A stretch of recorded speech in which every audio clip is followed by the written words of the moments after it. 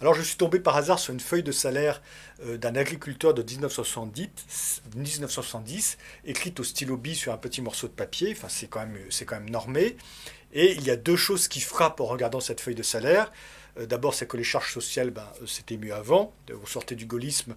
De Gaulle, manifestement, était un ultra libéral pour pouvoir avoir des charges sociales de ce niveau-là.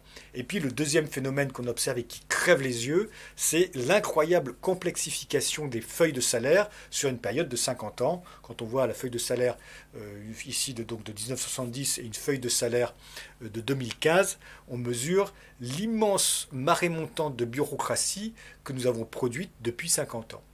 Et il y a quelque chose de vertigineux à imaginer que tous les gains informatiques en ce qui concerne les ressources humaines ou la compta pour les payes ou les salaires n'ont pas été utilisés pour produire davantage de choses, pour faire des gains pour que les gains de productivité soient utilisés à faire plus de choses, ou pour éventuellement avoir davantage de temps libre. Après tout, si on produit quelque chose de plus rapidement, on peut produire autant en ayant plus de temps libre. On a utilisé tous les gains d'informatique, tous les gains de productivité informatique sur les salaires à l'épée pour faire davantage de bureaucratie, pour multiplier les sauts d'obstacles.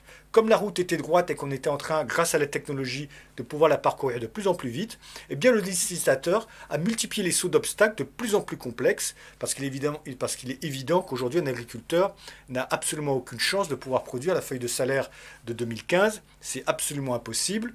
Avec un stylo bille et un coin de table, ce que va faire l'agriculteur, c'est naturellement de transmettre ces données à un comptable par Internet, qui va lui-même utiliser des logiciels, qui va utiliser des logiciels avec des licences de plus en plus coûteuses, et qui va réussir à produire finalement des feuilles de salaire. Le gain de productivité est pratiquement nul. Simplement, on paye l'intelligence d'informaticiens, de comptables, de ressources humaines, intelligence qui pourrait être utilisée ailleurs, de travail, de ressources, tout cela qui pourrait être utilisé ailleurs pour fabriquer des feuilles de salaire de plus en plus compliquées, pour faire de la bureaucratie. Et donc c'est une marée montante de bureaucratie qui est une sorte plus de marée noire, puisque de plus en plus des choses qui étaient relativement simples en 1970 deviennent artificiellement complexes en 2015. Alors pour être tout à fait honnête, il y a eu une simplification de la feuille de paie suite à un rapport en 2015 de l'Assemblée nationale, mais cette simplification est largement cosmétique, elle est superficielle parce que la complexité de la feuille de salaire, c'est surtout la complexité du système social français en amont.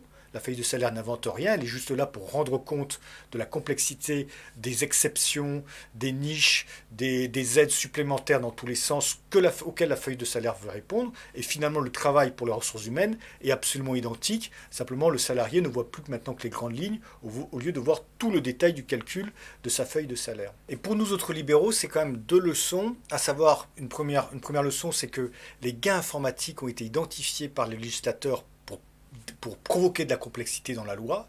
Après tout, jamais on n'aurait pu exiger d'un agriculteur sans moyens informatiques en 1970 de produire la feuille de salaire du XXIe siècle. Et la deuxième leçon, c'est qu'au-delà de la liberté, qui bien sûr est très importante, il faut aussi penser au temps et à la complexité pour accomplir chaque tâche. Nous avons toujours la même liberté sur le papier, mais ça devient de plus en plus compliqué d'exercer cette liberté à cause de la bureaucratisation.